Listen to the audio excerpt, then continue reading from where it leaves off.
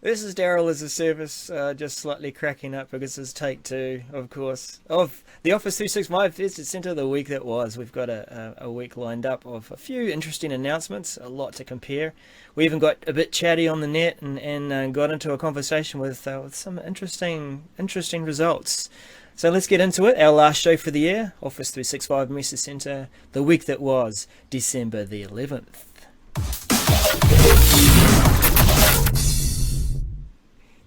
And we're back here. This is Daryl as a service. I'm joined by my mate Daniel Glenn. Hey Daniel, shaking his head. Oh, amateur.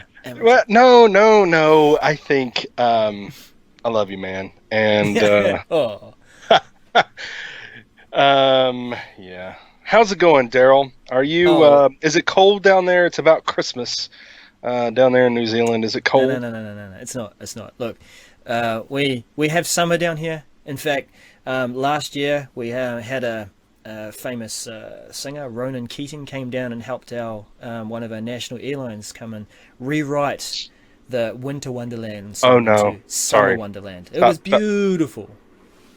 it wasn't. You didn't I like saw it? I saw the video. Uh, okay. I don't want to offend the whole country, so I won't. Um, it was okay. It was okay. It probably had a lot of inside jokes that I don't get, right? Because I'm not from there, so it probably was all right. So Potentially. But yeah, so to say yeah. that yes, we're flipped on our head and we do have summer down here. I'm on my summer break, Yeah. so I won't be back to work till about 3rd of January. Mm. Um, hmm. Yeah, I think 3rd of January is when I'll start back, maybe. But I'm not on break yet. I will have a couple more days of work, and then I'll take some time off for the holidays. So, and it's really nice. So it is cold here in Nashville, Tennessee. It is, I don't know what temperature is right now, but I think it's in the 30s Fahrenheit. So it's a bit chilly. So anyway, Nashville, Tennessee, the home of SharePoint Saturday Nashville. We are going to have and I mentioned this because I'm going to go look at a venue this week. So 5th year having SharePoint Saturday Nashville. It'll be in the coming few months. So don't have a date to share yet. Uh, Hmm. and we're close to a date. So anyway, yeah. I'm sure there's a number of locals that are looking forward to it. Locals, we get speakers and sponsors from all over the country, and even a few that come over from. Last year we had a few come over from one from the Middle East and one from the UK sponsors. How So about that? yeah, so no, it's good times. So, but anyway, I'm looking forward to this show. We're wrapping up for this year, and just I think it'll be good to have a nice retrospective. Thinking back what we've done. So we'll do that after the show. But yeah, I'm really looking forward to New Year's and hopefully, we got some exciting things planned, right? We've been Yeah, talking about that. We got some exciting yeah. stuff. Yeah, so I mean, So this show's been quite consistent since I began it. I don't know. I think it was like May or April. Then you joined on, and we were trying to get some regular rhythm. So we have tried to do at least one a week because it is the week that was. But the exciting side of it too is that we've got some other regarding 365 team members that are putting together some shows as well, and yep. that'll all become part of the So YouTube channel. this will be great because we can then do crossover shows. You know how Yeah. the networks do that. Where Oh no. they do crossover shows and Yeah. yeah. The Anyway, flash features and the green arrow, etc. yeah. Yeah. So Okay. so this past week, we had a show, like you're saying, we have one every week, Yeah. and we had a show, and one of the things we talked about was TechNet was going away, basically, and the doc from TechNet was moving into docs.microsoft.com, and we had a lot of conversation about what's that mean and how's that going to function.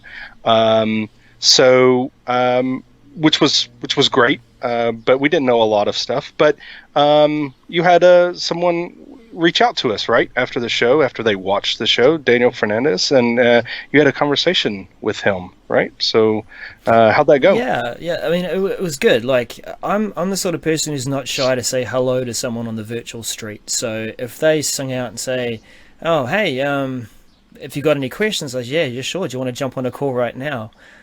So Yeah. that's how it happened. Dan Fernandez, Senior Director of Websites for IT Pro and Dev at Microsoft, and wanted to sort of clarify a few things around docs.microsoft.com. So managed to record an interview with him, and we'll just splice it in here right now. Hey, this is Daryl as a Service. Look, we have the pleasure of being joined by Dan Fernandez. He's the Senior Director of Development and IT Websites. We all have big titles, and I'm terrible for remembering them. But look, hey Dan, thanks for joining us. We connected just briefly today, didn't we, on Twitter? Yeah, that's one of the best things about Twitter is once you see, we were watching the video, and in fact it got shared amongst a number of folks here. It's like, hey, there's this cool people talking about this stuff, and I was like, oh yeah, let me go reach out to them and make sure we get their kind of questions answers, because there was a lot of the, hey, it remains to be seen. I was like, oh dude, this is great, we should totally talk to them. Yeah. So I mean, you might have become familiar with us, and for those who are watching, I've snapped this in as a segment. We're really keen to help people keep up to date with changes, and documentation and knowing how to put stuff together is definitely part of that. So just flicking over to the tweet that we had, because this is certainly part of it. Dan, Glenn and I were discussing this on the show, that we saw this massive change that's coming for TechNet documentation being brought over to docs.microsoft.com rather. Mm-hmm. And we had the impression that this may become something of a community effort to help keep the documentation up to date. But as you've pointed out in your tweet, and you can expand on this, it's not about a Wikipedia experience, is it? So tell us a bit about what the vision is there for docs.microsoft.com. Yeah, so I think kind of taking a step back, one of the things we really wanted to do was modernize our experience, and that's kind of an overused word, but if you were to look at some pages on TechNet, the content wasn't kept up to date. We didn't say the last time the content was updated, so you don't know if this is really the right content. In some cases, we didn't say what something works for a specific version. So it's just frustrating to customers where, hey, you have this thing, but it doesn't work on the one version back, as just one example. And then even the tools that we use were all kind of proprietary. There were different mechanisms, so people inside Microsoft couldn't even edit docs, right? So if you were the program manager for Windows Server and you wanted to correct a change or add documentation, it was something that was only available to writers. So what we wanted to do is kind of democratize it, not just for Microsoft, but for really anybody.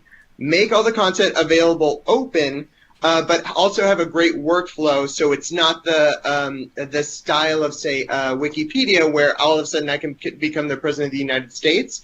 Everything has to be approved, right. And I think the really, really interesting part is before, the way things used to work, and I'll just pick on one team that I think is doing it really well, is the ASP.NET team. The way it worked is all content would basically come from the documentation team, and it would just come out at one, kind of big release or whatever.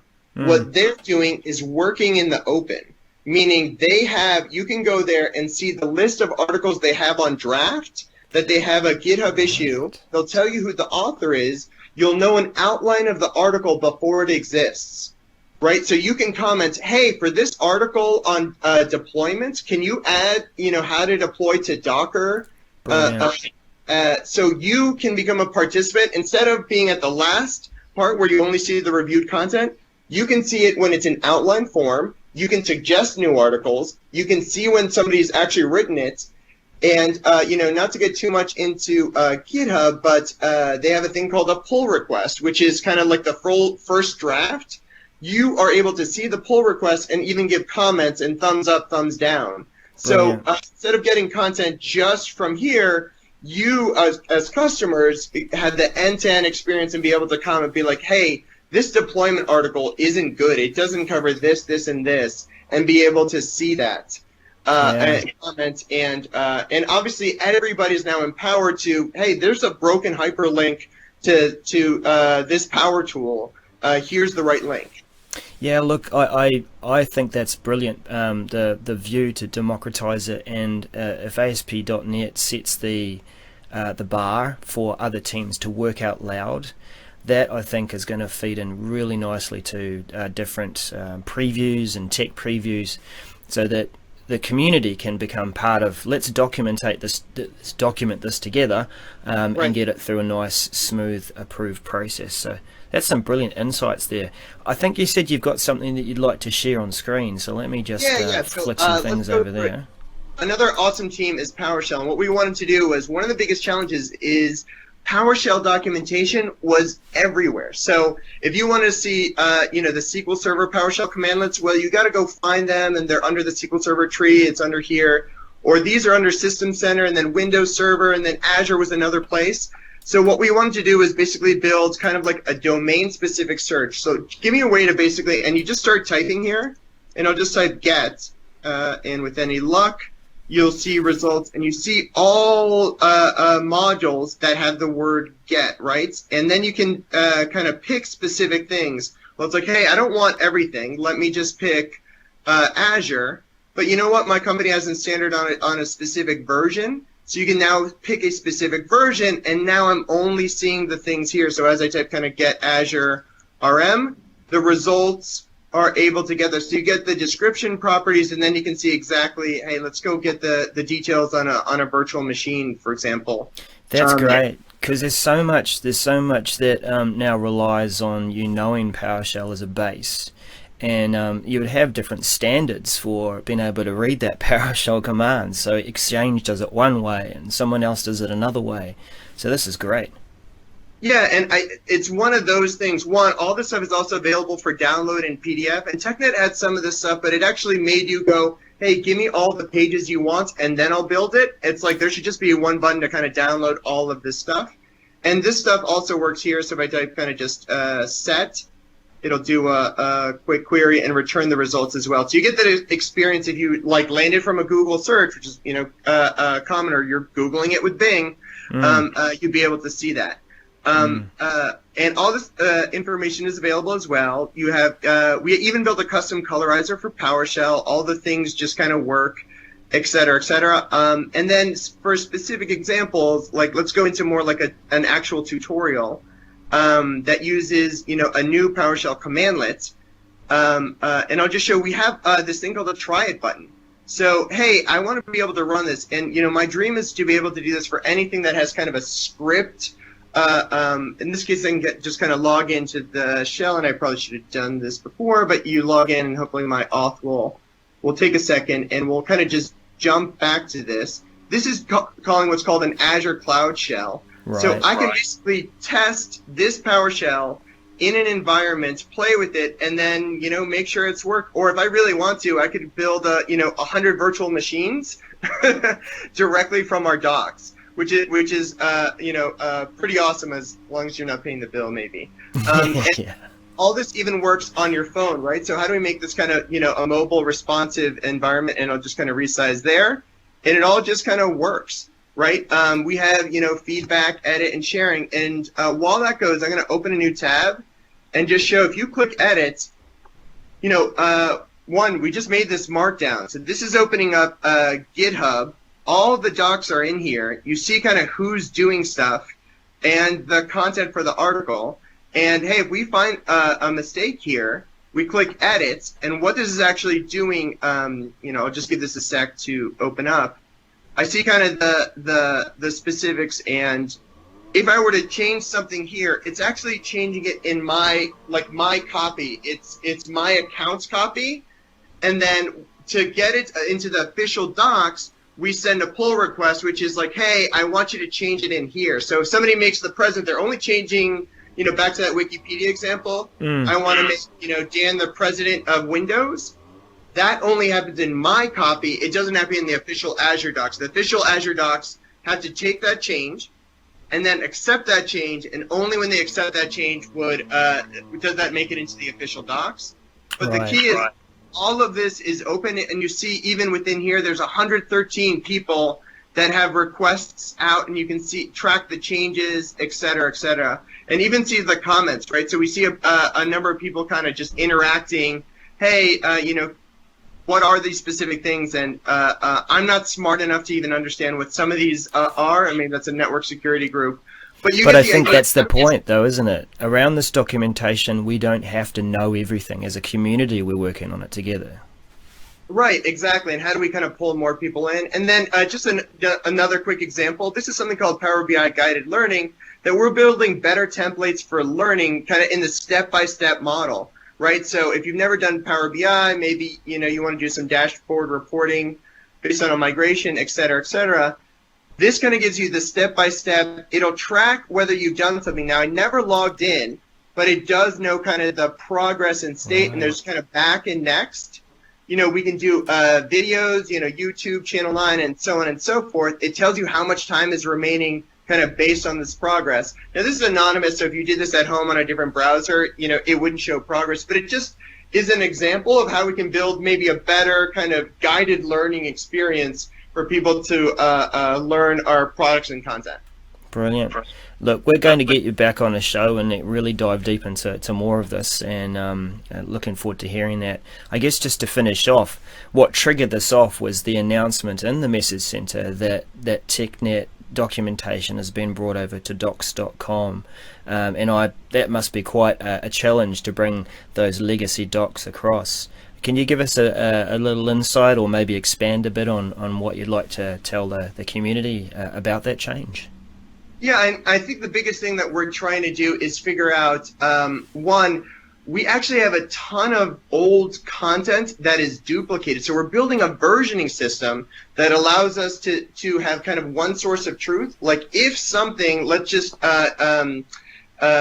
on a topic like SQL Server. There's a bunch of topics that just work across almost, you could probably go back to SQL Server 2005, where you can do the concept of applies to and make it in a really easy way, similar to kind of the PowerShell, where I say, look, I'm using this version, only show me the documentation that applies to that version, so you're not kind of constantly mentally switching, this paragraph is this version, this paragraph is this version. And we really want to make it kind of a better experience, as well as taking care of some of our old crufty articles. Like we have some stuff for, what's a great example? Device management for Windows Mobile 6. And if you do Google searches, some of it is really high in the search when the exact same topic is available for say Windows 10. So how do we just get rid of stuff that is already out of support and really just focus on the things that people are actually searching for? Yeah, and that does raise a good point, and probably something we can discuss in the next time we get you on. But a lot of people will just go to these search engines and search for the information. But what you're pointing out there is you're not putting your faith and trust in just SEO. You've got more control if you go to the platform, look for the content, you can filter down to what's relevant to you. Now that's really great. That's really great. Thanks, Dan, for jumping on and just spending a bit of time today and helping us understand what these changes are and what's coming. And we look forward to having you on again. Absolutely. Thanks. I appreciate the time. So thanks, Dan Fernandez. That was great to be able to get the inside from there and seeing some of the work that your team has been doing around docs.microsoft.com. It's all coming together nicely. So we look forward to having a chat with you again, hopefully getting you on in a full episode, maybe with a panel. So Dan, the week that was December the 11th, let's get right into it. Let's do it. Okay. I'm excited about one of these. Not really. I'm joking. Well, let's get into it. So we've got this first one, which I feel that you're probably more qualified than I to talk about, but SharePoint site scripts and custom site designs, and this really pertains to the modern site designs. Why is this big news? Are you saying I'm more qualified because I'm wearing a SharePoint hoodie? Oh yeah. Is that okay? Since I'm wearing that, I'm more. And it's big S on your chest, mate. Yeah. Oh well. Super SharePoint. Super. So This is all about, we've got nice theming now, a little bit more theming options for us available in SharePoint sites, and so in SharePoint Online sites. And this is talking about we're able to apply some of that theming and running scripts based on when we do site creation. And this is really nice. And I was thinking about this of how this would apply to my customers or people that I've worked with, and others in the community. And really, that's great. We can run some scripts and do some things, and JSON scripts. But we were kind of talking before. One of the things I think that's really powerful with this is you can also run. One of the things you can do with those scripting is run Microsoft flows. And so being able to really do some powerful things with your site creation in the process, that process flow that you have of being able to make the sites look like and act like you want them to when you create them, and not have to go through some sort of process of manually doing things. This is exciting stuff, and I'm glad it's finally we're announcing it and it's being made available. So. Yeah, there's a number of different checklists and things that organizations will go through when they provision a site, and anything that you can do to automate that is very much welcomed to roll those out. Most definitely. Certainly, like you say, if you can trigger off a flow, then there are far more possibilities to automate. All right, Moving on up. We've got the app launcher that some of us have begun to get used to seeing. And just as a quick flick in there to say, oh, look, this is what it looks like. Our applications are displayed a little differently, giving room to show some of the recent documents that you might be working on. But the apps, of course, arrange themselves depending on how you're using them over time, and you can pin them if you want to make them a certain favorite to stick there. So that is now being pushed out to standard release. That's standard a very release. Yep. So we finally got to that stage where we're talking about standard and targeted release. Yes. And this is one of those announcements. Which so is this the first one we've seen? I think we had a targeted release one last week. But for standard though, is this the first time it's been called that? Yeah, actually, I think it is the first time I've seen standard release in there, and it actually is a major update. So That's it has been tagged that it's up there in the top tile. So it is calling it out. I don't like the general availability. Like, I think that's terminology that not everybody knows. What does general availability mean? I think that standard release is something that people can get, but I don't know. General availability is something that GA has been something that's been around for a long time. I get that, but I don't think new people into this know what that means. But anyway. And a kind of in the same camp there, you've got the new sign-in experience for Office 365 is now going GA, generally available. Now, it is more than just a new pretty look. It did, and I think we discussed this a few shows ago, that it does change the behavior and the way that you can keep signed in. So you're able to have a token that you can set, and there's a few different settings that admins can apply to allow you to remain signed in, depending on what kind of device you're on. If you're on a company device, organization device, then you can make sure that that prompt is available, or hide it if you're not. Other few things that we discussed, but point is, it's there now for those who opted out earlier. Exactly. Yep, it that's is right. there now. Yep. So we'll keep on moving. This one was interesting, wasn't it, when we were checking this out? Well, so I looked at this, and people who are regulars to the show know that I love talking about the blips of Skype for Business, because every time they do a maintenance for Skype for Business, it has seemed it says it's a blip, and there's no definition of what a blip is, and so we have determined that it's this much. But 15-minute blip in this case. Well, but it's not. It doesn't say blip. and it actually says it is a calling outage, and I'm like, whoa, that's not a blip. So that's the first thing I looked at. So what were you looking at when you came in here to see? Just raise the size of this because I do want to put others to see this. And when you and I were comparing it, we found this quite interesting. Mm-hmm. So it is specifically around an outage for conferencing telephone numbers. If you're using Skype for Business online for your conferencing, so people can join into the meeting and they don't have to be connected to Skype. They could dial in via a phone. Very nice. Now, organizations and users around the globe, they've been told that the numbers that are affected for this outage are, and it all begins with 65. And I have to assume, I know, and I'm stating this assumption, I know outside of you and me, etc., but 65, if I was to add a plus to that, is the country code for Singapore. And that feels relevant to me because my tenant was in Singapore. But when I compared with you, what numbers did you see in this outage notice? The same. The same numbers? Same numbers. Right. Yeah, so I don't even know. I don't know. This is not tailored, obviously, because even if it's not Singapore and it's something else, it doesn't matter. If we have the same numbers, you're halfway around the world from me. So I can kind of get it because maybe we would call into those numbers. But yeah, it was very interesting just to see that. Yeah. Yeah, and look, the other side to it too, and I give the example here at Adopt and Embrace. The cool thing about you having this conferencing capability is that the number that I can offer to people that I invite to meetings can be, because of my location, a New Zealand-based conferencing number.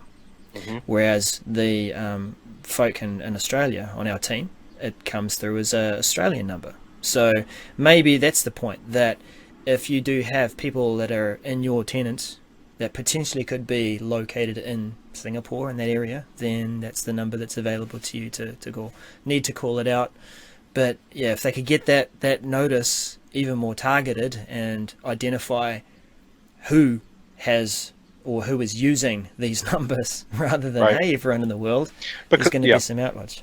Because the thing is, when you sign up, register for a phone line for Skype, you have to pick one.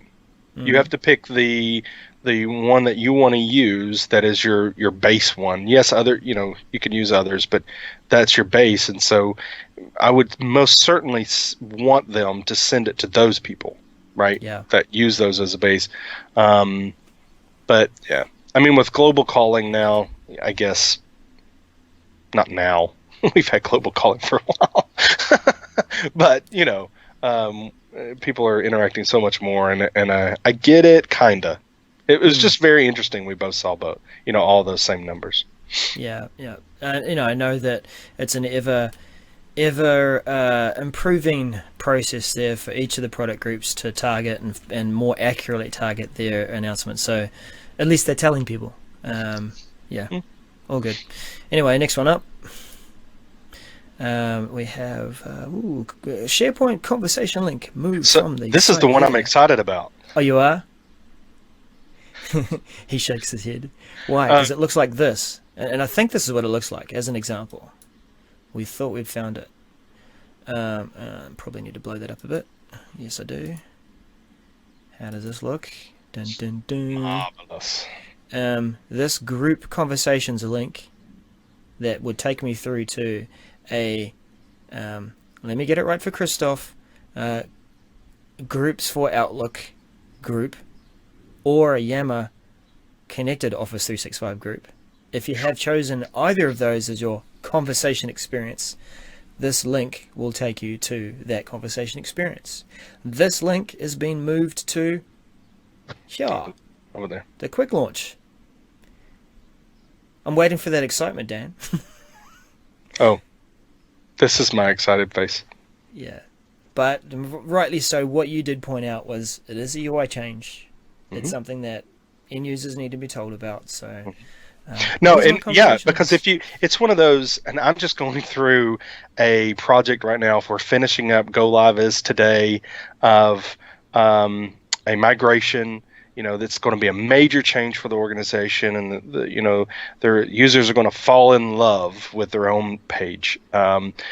For their intranet, but there's a lot of stuff moving around that are changing, so there's got to be a lot of communication, right? And so if your users are used to clicking that group conversations link and it moves, then that would be, it's not a major deal, but it's kind of a deal, right? So just make sure that people are aware that it's being moved. So it's that change management, right? Making sure that Yeah. people are informed, they're not shocked and not surprised. And I don't know if I.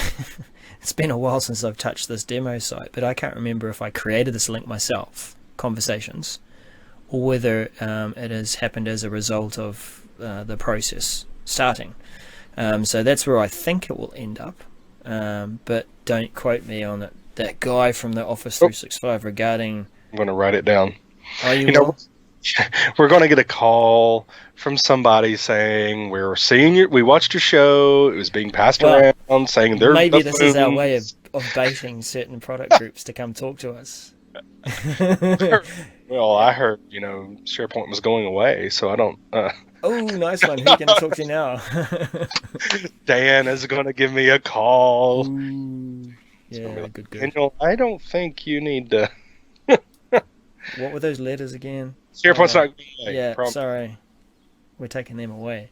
Yeah. Couple of announcements that dropped in late on Friday night, my Saturday, were around Microsoft Forms and your ability to share that externally. There are 4 types of links, and if I remember this right, there's one that you can send out to people so that they can collaborate and create the form with you.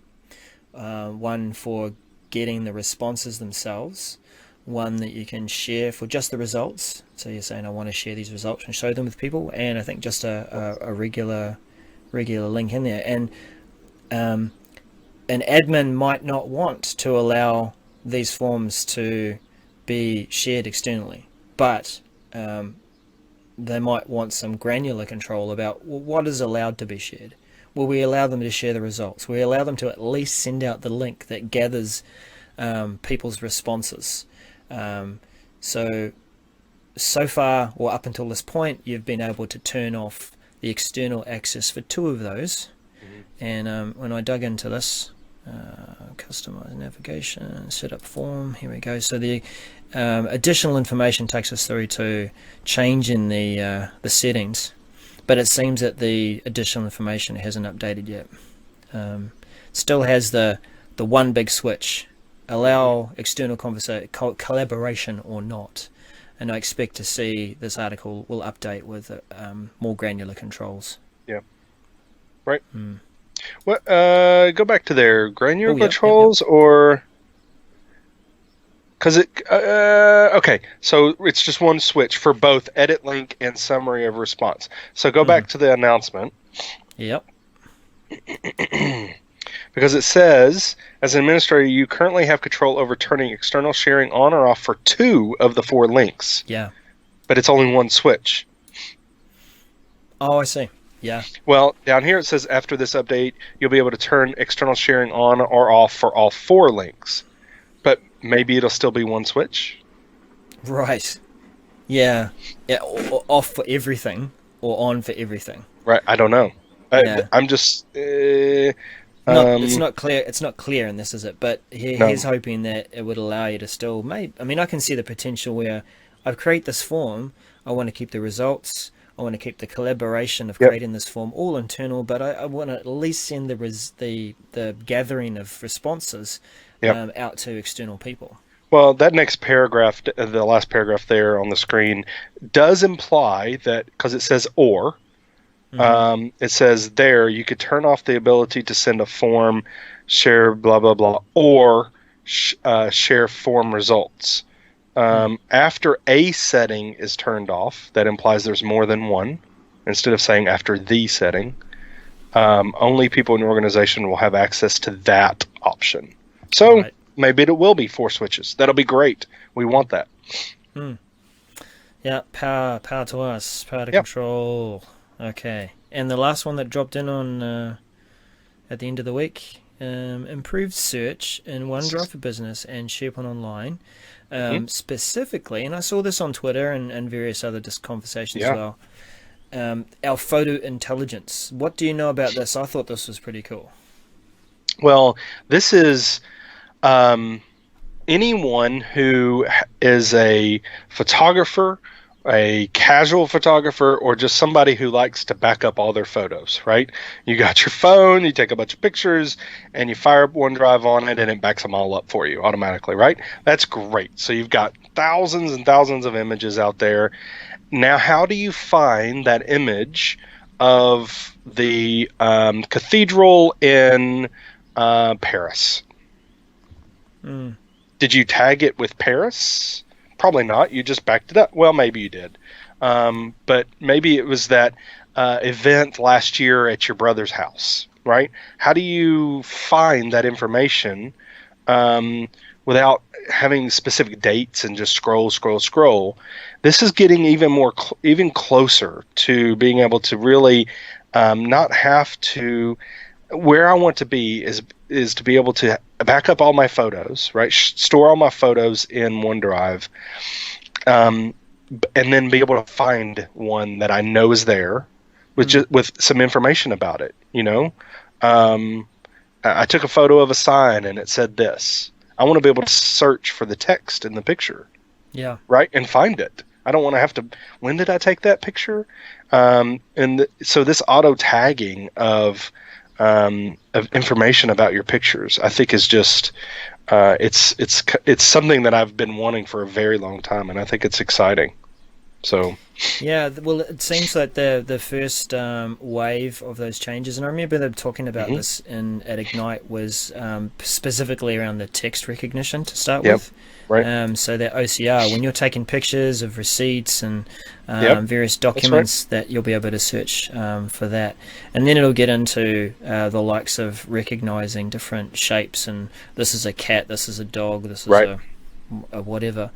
So the example here from Naomi Moneypenny's blog post a little ways back, it is using that what is it? Office Lens. Office Lens. Yes. Yeah. So that capability, those sort of use it all the time. capabilities, are built now into OneDrive. And when you take a picture, you can take a picture of a business card. You see an example there on the left of I've changed it to a document, and it does all the whole proportional angle sizing things, which then flattens the image, and then recognizes that as a scan. So your app experience creates that nicely formatted, presented, recognizable document, and then at the back end you've got the recognition of the text that's now going to be rolled out. And I think this is something that will get us there to what I was talking about before. This is one of the first steps to get us there. We've had image recognition. We could do image OCR in OneNote, for instance. We've been able to do that for a while. It's not all the way there. It's gotten better. Most certainly.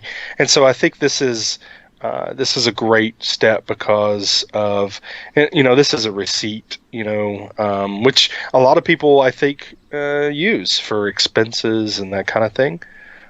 So this is a great innovation. I like it a lot. Definitely. So as far as Wave 1 is concerned, that's pretty cool. That's good. And definitely you can see some business use cases there. As for the other recognition of different images and shapes, we've seen it already being tested out, experimented with, and switched on for OneDrive Consumer.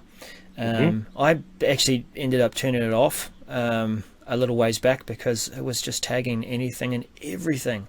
And some of those tags were actually offensive. Really? Just the way it's What kind of stated pictures are you taking, Daryl? No, it wasn't that. It was just take offensive pictures and then get offended when it puts offensive tags on there. Come on, Daryl. Come on. Yeah, no, I won't go too much into it. Just to say that it was, being very specific with this is someone of this ethnicity. And I'm like, yeah, I know that. And then it would show the same photo, and then it would have another tag with, yeah, I don't know. It was overdoing it, so I turned it off. But yeah, that's fine. I'm sure that sort of thing will be improved upon before it becomes a capability in Office 365's OneDrive and SharePoint. Yep. That sort of leads us to the end of the announcements. We've had a good interview there too with Daniel Fernandez, and you know, like you said earlier, I wish we could have gone over and thought, well, what are some of the highlights throughout the year? But the thing is, big announcement stuff, it's old news by the time you get to the end of the month, or by the time it hits what we call now standard release. Right. So would a recap actually be beneficial? I don't think it, specifically, announcements or anything. I think more about the beginning of talking about what is this message center and how is it evolving over the course of these few months. And I think that's something that, we're seeing, we look at it every week and talk about it for everybody that's watching. We've seen changes. This whole major updates. We're most certainly seeing a lot more announcements and frequent announcements about things that may or may not should be there. And we still see and hear about announcements that are not in the message center.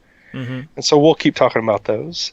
But I think it's, just to see how it's evolved and it's improving and it continues to improve. That's one thing that I've really taken notice of, and I'm encouraged by.